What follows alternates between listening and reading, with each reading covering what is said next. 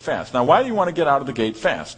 Because this business is easier to build fast than it is to build slow.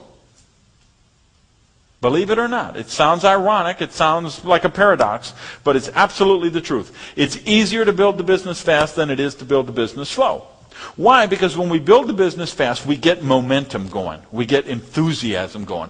People who see exponential growth going on in the organization put extra time and extra effort into the business, and the whole organization grows faster as a result.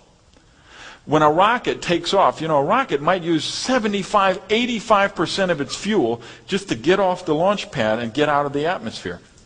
And then once it's out of the atmosphere, with 20% of the fuel, it can go from here to Mars and back, or here to the moon and back, or whatever the case may be.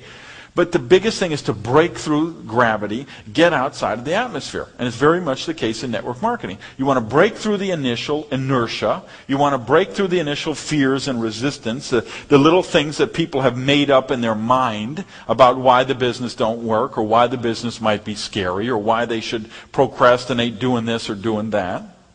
So if we can get some fast action going, we see the whole organization replicate a lot faster.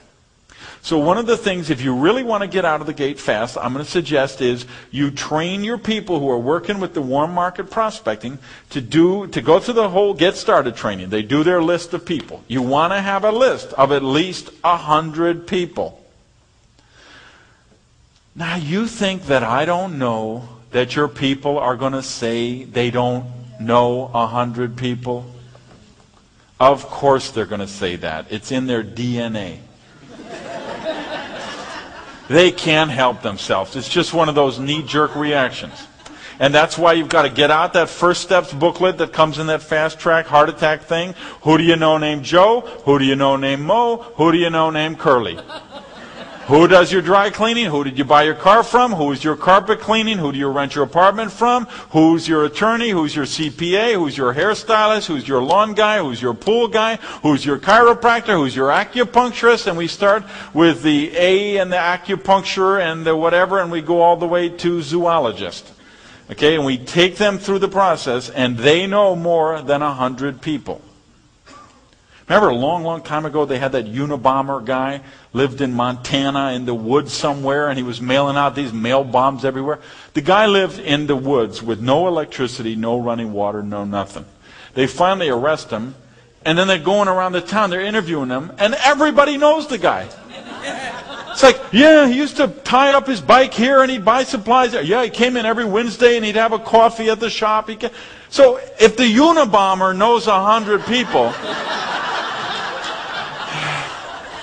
don't you think your people probably do? Now, I've also got some other research to support this. When they've done a study of wedding receptions, do you know the average wedding has 500 people? They have 250 people on the groom's side. They have 250 people on the bridal side.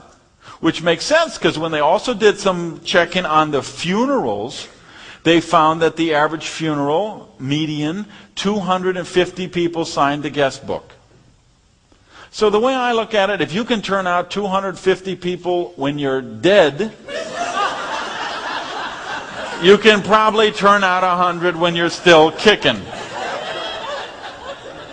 So we really work with them and we get them to do the list of 100.